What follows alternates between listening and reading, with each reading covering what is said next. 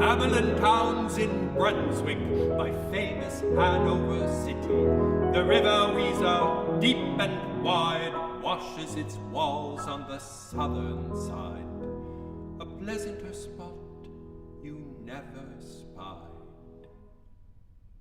But when begins my ditty, almost 500 years ago, to see the townsfolk suffer so from vermin was a pity.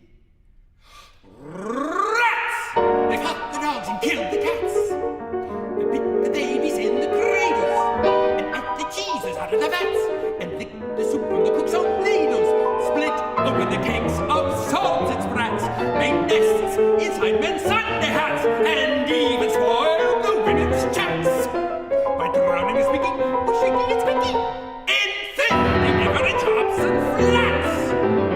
At last the people in a body to the town hall came flocking. "'Tis clear," cried they, "our mayor's a naughty, and as for the corporation, shocking. To think we buy gowns lined with ermine for don'ts that can't or won't determine what's best to rid us of our vermin. You hope, because you're old and obese, to find in the very civic road ease? Rouse up, sirs! Give your brains a racking to find the remedy we're lacking. Or sure as fate, we'll send you packing." At this, the mayor and corporation quaked with a mighty consternation.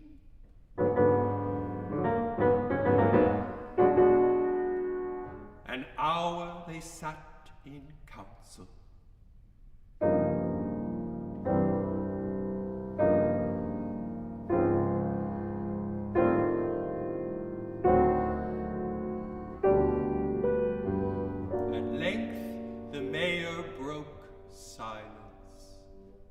"For a gilder I'd my ermine gown shell.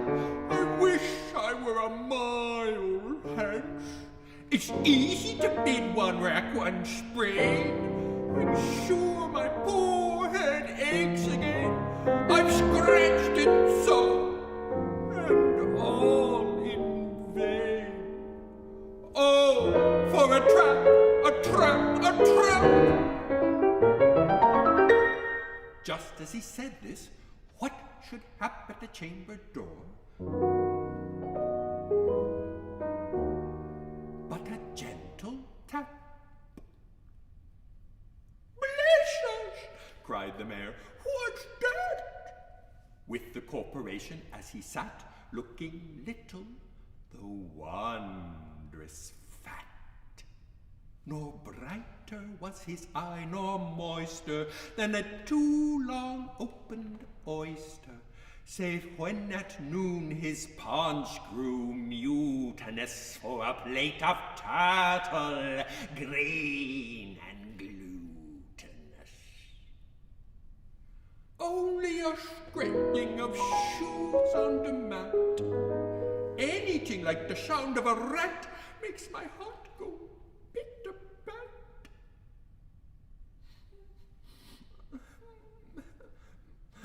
"Come in," the mayor cried, looking bigger, and in did come the strangest figure. His queer long coat from heel to head was half of yellow and half of red, and he himself was tall and thin, with sharp blue eyes each like a pin, and light loose hair, yet swarthy skin, no tuft on cheek nor beard on chin, but lips where smiles went out and in. There was no guessing his kith or kin, and nobody could enough admire the tall man and his quaint attire. Quoth one, "It's as my great-grandsire, starting up at the tramp of Doomstone, had walked this way from his painted tombstone." He advanced to the council table and, "Please, your honors," said he, "I'm able by means of a secret charm to draw all creatures living beneath the sun, that creep or swim or fly or run after me so as you never saw. And I chiefly use my charm on creatures that do people harm.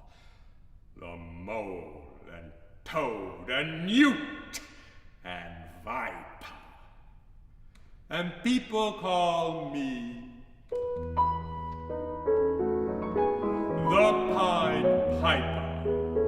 And here they noticed round his neck a scarf of red and yellow stripe to match with his coat of the self-same check. And at the scarf's end hung a pipe, and his fingers, they noticed, were ever straying as if impatient to be playing upon this pipe, as low it dangled over his vesture so old-fangled. "Yet," said he, "poor piper as I am, in Tartary I freed the Cham last June from his huge swarm of gnats. I eased in Asia the Nizam of a monstrous brood of vampire bats. And as for what your brain bewilders, if I can rid your town of rats, will you give me 1,000 guilders? 50,000 was the exclamation of the astonished mayor and corporation.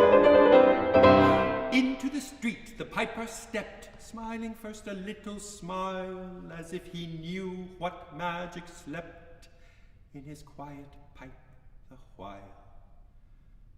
Then, like a musical adept, to blow the pipe his lips he wrinkled, and green and blue his sharp eyes twinkled like a candle flame where salt is sprinkled. And ere 3 shrill notes the pipe uttered, you heard as if an army muttered, and the muttering grew to a grumbling, and the grumbling grew to a mighty rumbling, and out of the houses the rats came tumbling. Great rats, small rats, lean rats, brawn rats, brown rats, black rats, grey rats, tawny rats, gravel-blooded, young friskers, fathers, mothers, uncles, cousins, cocking tails and prickly whiskers. Families by tens and dozens, brothers, sisters, husbands, wives, followed the piper for their lives. From street to street he piped advancing, and step for step they followed dancing, until they came to the river Weser, where no plunged and vanished.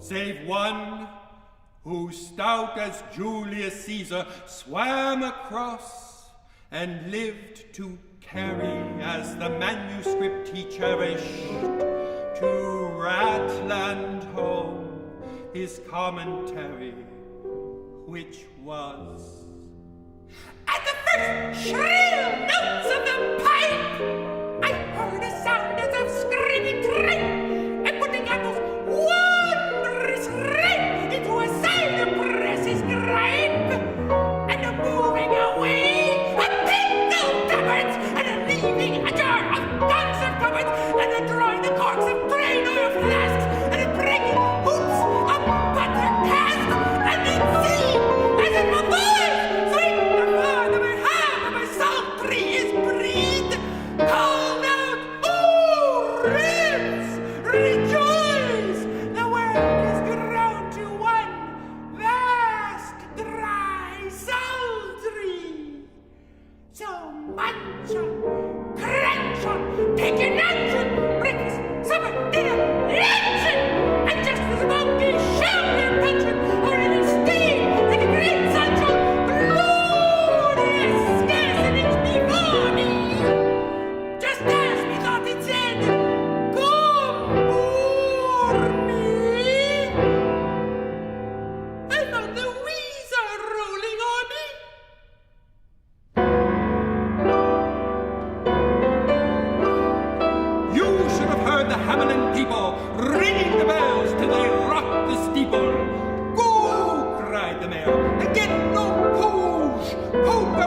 flesh and pluck up the hoosh, consult with carpenters and builders, and leave in our town not even a trace of the rats. When suddenly, up the face of the piper perked in the marketplace with a "First, if you please, my 1,000 guilders." 1,000 guilders.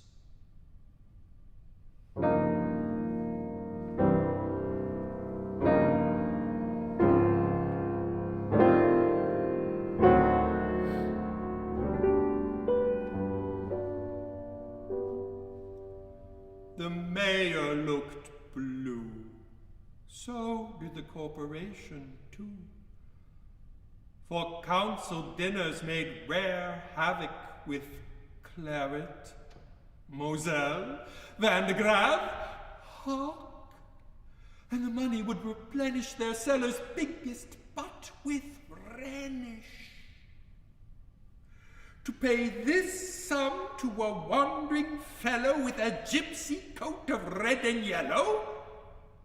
Besides, quoth the mayor with a knowing wink, our business was done at the river's brink.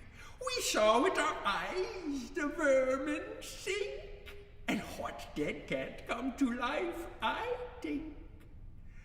So, friend, we're not the folks to shrink from the duty of giving you something for drink, and a matter of money to put in your poke. But as for the guilders, what we spoke of them, as you very well know,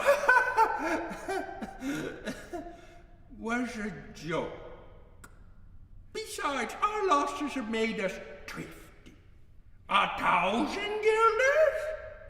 Come, take 50. The piper's face fell, and he cried, "No trifling! I can't wait!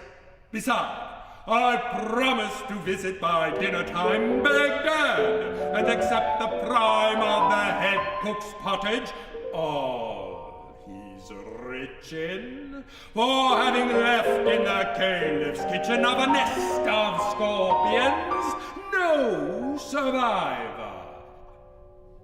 With him, I proved no bargain driver. With you, don't think I'll bait a stiver. And folks who put me in a passion, they find me piped to another fashion. How? Cried the mayor. Do you think I'll brook be worse treated than a cook? Insulted by a lazy ribald with idle pipe and vesture piebald? You threaten us, fellow? Do your worst.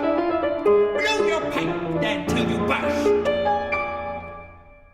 Once more he stepped into the street, and to his lips again laid his long pipe of smooth, straight cane. And ere he blew 3 notes, such sweet, soft notes as yet musician's cunning never gave thee, an enraptured air. There was a rustling that seemed like a bustling, a merry crowd jostling, a pitching and hustling. Small feet were pattering, wooden shoes clattering, little hands clapping and little tongues chattering. And like fowls in a farmyard where barley is scattering, out came the children running. All the little boys and girls with rosy cheeks and flaxen curls and sparkling eyes and teeth like pearls, tripping and skipping merrily after the wonderful music, with shouting and laughter. The mayor was dumb, and the council stood as if they were changed into blocks of wood. unable to move a step or cry to the children merrily skipping by, and could only follow with the eye that joyous crowd at the piper's back. But how the mayor was on the rack, and the wretched council's bosoms beat as the piper turned from the high street to where the Weser rolled its waters, right in the way of their sons and daughters. However, he turned from south to west, and to Hamelin Hill his steps addressed, and after him the children pressed. Great was the joy in every breast. He never can cross that mighty top. He's forced to let the piping drop, and we shall see our children stop when, lo, as he reached the mountainside, a wondrous portal opened wide, as if a cavern was suddenly hollowed. And the piper advanced, and the children followed, and when all were in to the very last, the door in the mountainside shut fast. Did I say all? No. One was lame, and could not dance the whole of the way. And in after years, if you would blame his sadness, he was used to say, "It's dull in our town since my playmates left. I can't forget that I'm bereft of all the pleasant sights they see, which the piper also promised me. For he led us," he said, "to a joyous land, joining the town and close at hand, where waters gushed and fruit trees grew, and flowers put forth a fairer hue, and everything was strange and new. The sparrows were brighter than peacocks here, and the dogs outran our fallow deer, and honey bees had lost their stings, and horses were born with eagle's wings. And just as I became assured my lame foot would be speedily cured, the music stopped, and I stood still, and found myself outside the hill, left alone against my will, to go now limping as before, and never hear of that country more. Alas, alas for Hamelin, there came into many a burgher's pate a text which says that heaven's gate opes to the rich at as easy rate as the needle's eye takes a camel in. The mayor sent east, west, north, and south to offer the piper by word of mouth, wherever it was men's lot to find him, silver and gold to his heart's content, if he'd only return the way he went, and bring the children behind him.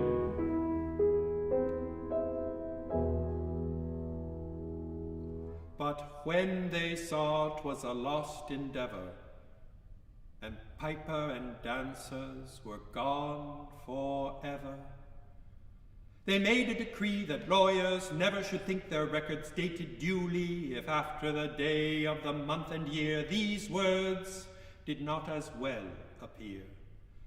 And so long after what happened here on the 22nd of July, 1376.